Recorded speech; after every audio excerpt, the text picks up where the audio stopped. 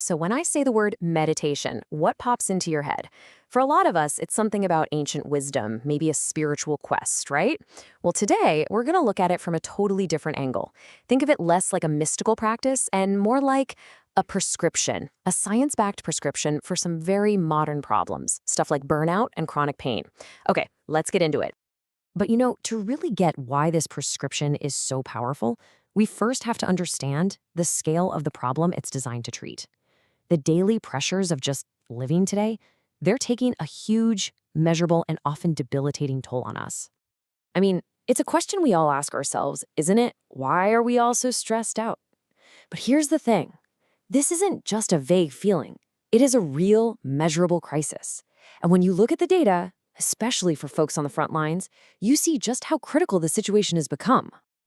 Get this, one study found that a staggering 60 to 70% of healthcare workers are reporting burnout. And we're not just talking about feeling a little tired. The World Health Organization actually calls this an occupational phenomenon. Basically, it's chronic, unmanaged stress from your job that just grinds you down, leading to total exhaustion, cynicism, and just not being able to do your job as well. And it's not just about work-related stress either. Think about this number. More than 100 million Americans are living with chronic pain. That's an enormous figure. We're talking about a condition that's persistent, debilitating, and notoriously difficult to treat with conventional medicine alone. It's no wonder so many people are looking for other options. So, we've got these two huge problems, right? Burnout and chronic pain. And in the face of all this, the worlds of science and medicine are turning to a really ancient practice, but not as some kind of vague wellness trend. They're looking at it as a serious, powerful, evidence-based tool. And here's the key thing to understand. The goal isn't about escaping your life or checking out from reality. Not at all. It's about changing your relationship with it. It's like you're still walking the same path, but you're learning to see it with a completely new perspective, with a lot more resilience.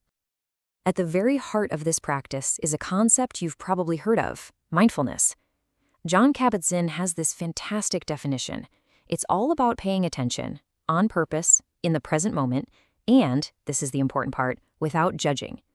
It's about switching off that autopilot mode where we're just constantly doing and shifting into a state of simply being.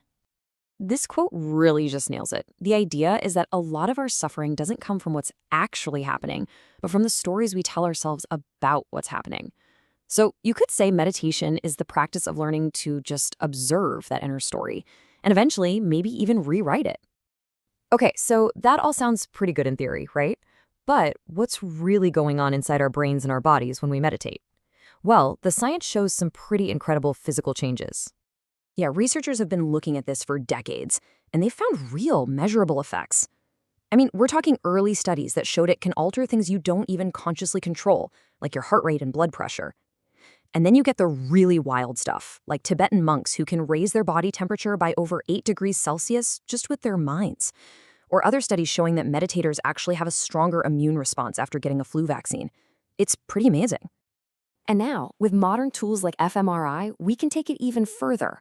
Scientists can literally watch the brain change in real time. They can see how meditation physically alters activity in the exact parts of our brain that handle pain, regulate emotions, and manage stress. It's not just a feeling anymore. They can see it right there on a screen. All right, so we've geeked inside the brain, but how does this translate to the real world? What are the actual results? Well, a recent clinical trial gives us some really clear answers, especially for people dealing with that burnout we were talking about. In this trial, they studied healthcare workers who were super burned out. After 3 months, the group that practiced Transcendental Meditation saw their emotional exhaustion scores drop by an average of 8 points.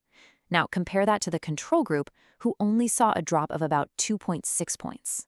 That is a huge difference, more than 3 times the improvement.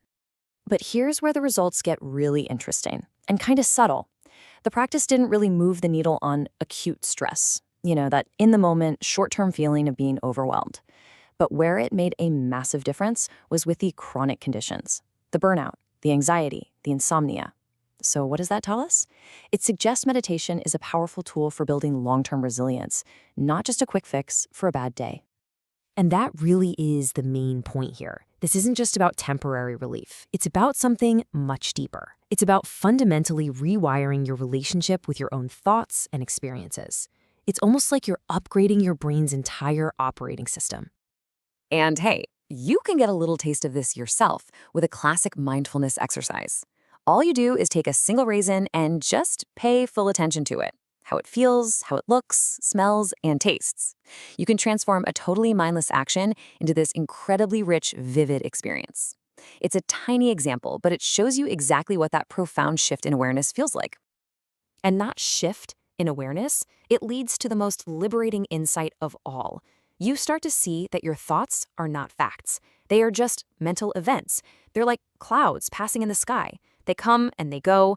And once you truly realize that you don't have to believe or obey every single thought that pops into your head, well, you gain a profound sense of freedom. And that realization doesn't just reduce your symptoms, it creates space. It opens up a whole new world of possibilities for how you can respond to life's challenges, leaving us all with one final powerful question to consider.